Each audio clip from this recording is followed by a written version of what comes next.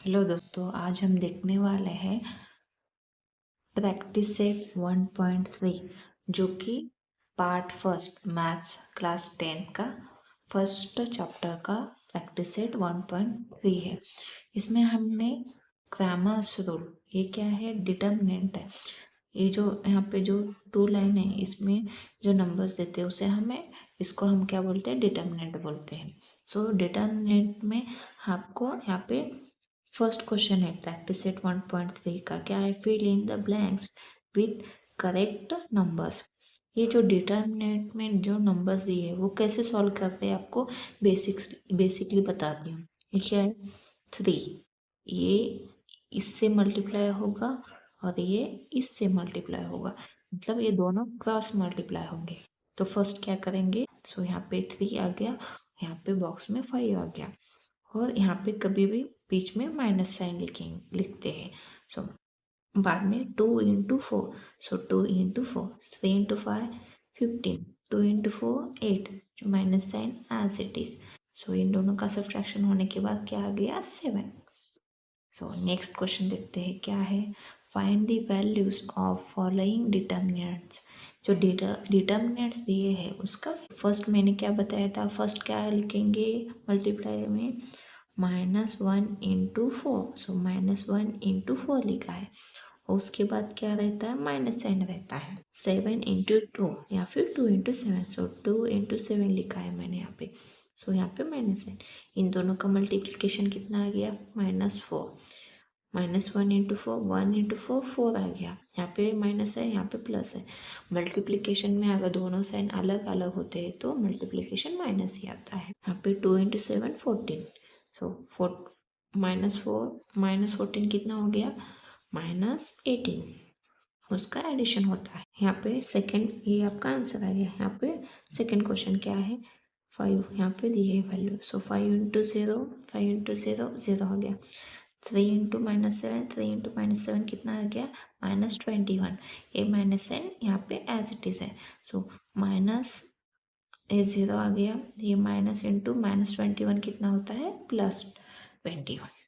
यहाँ पे थर्ड, 7/3, ये जो है 7/3 इंटू 1/2 मल्टीप्लाई, 5/3 इंटू 3/2 मल्टीप्लाई। सो ये दोनों का मल्टीप्लिकेशन 7 into 1 7, 3 into 2 6, क्योंकि यहाँ पे मल्टीप्लिकेशन है तो यहाँ पे 3 into 5 15, 3 into 2 6, A6 यहाँ पे लिखेंगे 7 - 15, 7 - 15 कितना हो गया, सब्ट्रैक्शन 8/6।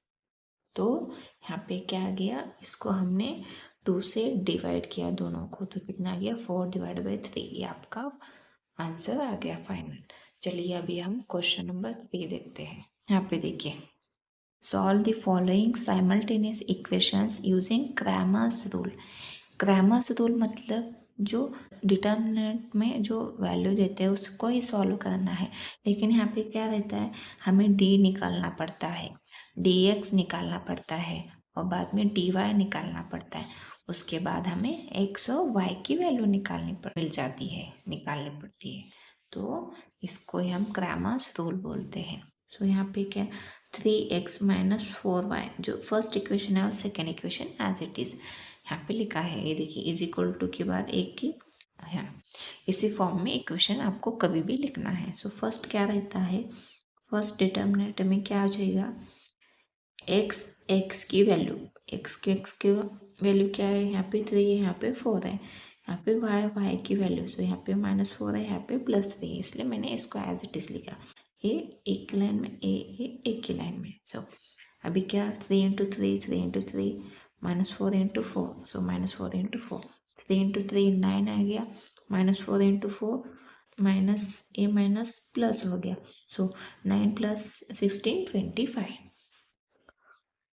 हाँ भी, अभी क्या है, dx लिखेंगे, सो dx इज इक्वल टू, मतलब यहाँ पे एक dx का वैल्यू निकालेंगे। तो क्या है, dx में क्या है, यहाँ पे x है ना, तो जो x के वेरिएबल है उसको हम यहाँ पे नहीं लेते, तो क्या करेंगे, x के वेरिएबल के यहाँ पे हम ये जो नंबर्स है वो लेते हैं। कॉस देखिए यहाँ पे लिखा है 10 और 5, और जो y के वेरिएबल्स है वो एज इट इज़ वैसे ही लिखेंगे, -4 और 3 यहाँ पे 10 × 3 -4 × 5 ये कितना आ गया मल्टीप्लीकेशन 30, इसका -20 माइनस कितना हो गया +20 हो गया ना। सो 30 + 20 50, ये dx आ गया। dy का क्या है, यहाँ पे y है तो y के जो वेरिएबल्स है वो उसको हम नहीं लेते, ये एज इट इज लिखेंगे। y के वेरिएबल्स के यहाँ 10 और 5 लिखेंगे। सो यहाँ पे 3 4 10 5 cross multiplication 3 × 5 15 10 × 4 40 minus sign as it is. So यहाँ पे कितना आ गया -25, क्योंकि ये जो नंबर है 40 वो 15 से बड़ा है, इसका साइन क्या है माइनस है, इसलिए आंसर माइनस में आ गया। सो यहाँ पे x का वैल्यू निकालना है। सो x = dx/d, dx क्या है 50 है, d कितना है 25, 25 × 25 25 2 × 50। सो यहाँ पे 2 आ गया। y dy/d, dy कितना है -25 और d 25, a1 कैंसिल -1 आ गया। सो x, y = 2, -1 is the solution. ये आपका फाइनल आंसर आ गया।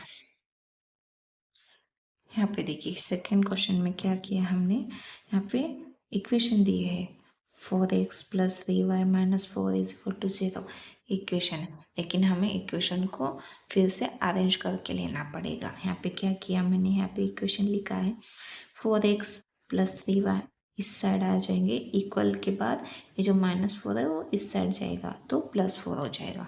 जो सेकेंड इक्वेशन है 6x + 8 - 5y, हमें x और वैल्यू इस साइड चाहिए तो यहाँ पे -5 इस साइड आ जाएगा तो +5 हो जाएगा। सो इसलिए 6x + 5y = 8 as it is. सो ये सेकेंड नंबर इक्वेशन हो गया। 4x + 3y = 4, ये फर्स्ट इक्वेशन और ये second equation as it is लिखा है। डी में क्या रहता है, x और y के वेरिएबल्स रहते हैं। क्या है x का 4 और 6 एज इट इज 3 और 5 यहाँ पे लिखा है। सो फर्स्ट क्या करें 4 × 5 4 × 5 3 × 6 3 × 6 तो कितना आ गया 3 × 6 4 × 5 20 -3 × 6 18।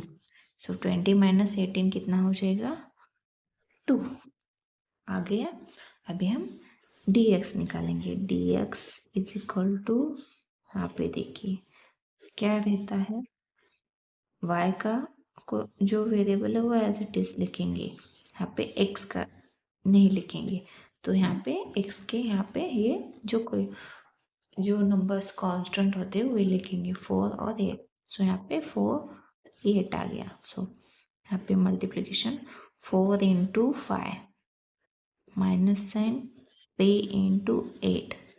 सो यहाँ पे कितना आ गया 4 × 5 20 3 × 8 24। सो यहाँ पे 20 - 24 4 आ गया। यहाँ पे देखिए अभी dy निकालेंगे, dy = ये x का वैल्यू क्या है 4 और 6 एज इट इज, y के वेरिएबल नहीं लिखेंगे, वहाँ पे 4 और 8 लिखेंगे 4 और 8।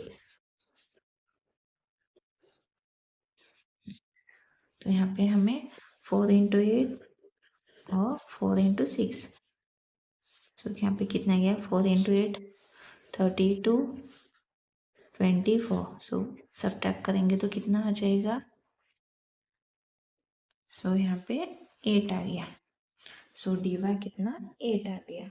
हमें क्या निकालना है अभी x, सो dx/x लिखेंगे। तो यहाँ पे dx का वैल्यू कितना मिला था आपको 4 -4 है, यहाँ पे देखिए -4/x कितना आया था 2। सो 2 से डिवाइड करेंगे तो -2 आ जाएगा।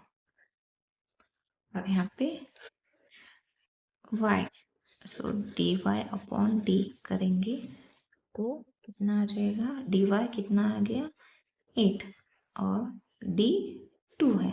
सो 2 से डिवाइड करेंगे, 2 × 2, 2 4 ज़ा x comma therefore y is equal to, y का वैल्यू कितना आया था 4 और x -2, 4 इज द सॉल्यूशन। ये आपका फाइनल आंसर आ गया। यहाँ पे देखिए, यहाँ पे फर्स्ट इक्वेशन सेकेंड इक्वेशन हमने लिख लिया है। यहाँ पे क्या, x + 2y is equal to -1, 2x - 3y is equal to 12। So D में क्या आता है, x और y का वैल्यू। सो x का वेरिएबल 1, यहाँ पे हमने क्या किया है, यहाँ पे इक्वेशन है x और 2, 1/2, सॉरी 1 2 2 और -3 है।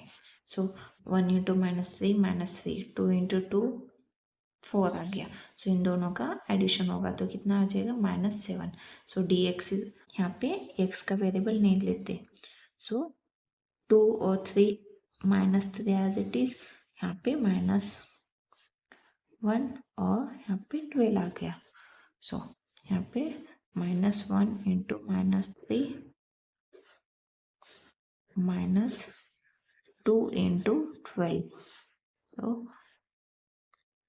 यहाँ पे कितना आ जाएगा +3 और यहाँ पे 24। सो इन दोनों का सब्ट्रैक्शन होने के बाद -21 आ गया। अभी हम dy निकालेंगे। सो dy इज इक्वल टू, यहाँ पे y का कोएफिशिएंट नहीं लेते। सो x 1 2 और -1 और 12।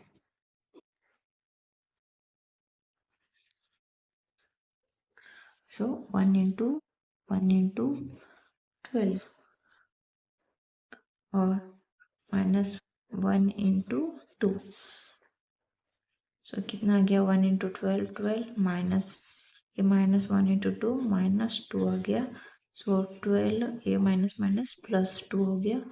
सो कितना आ गया आपका answer 14। dy is equal to 14। अभी हम क्या करेंगे, x is equal to dx upon d लिखेंगे और y is equal to dy upon d लिखेंगे। तो कितना dx कितना आया है -21 और d -7।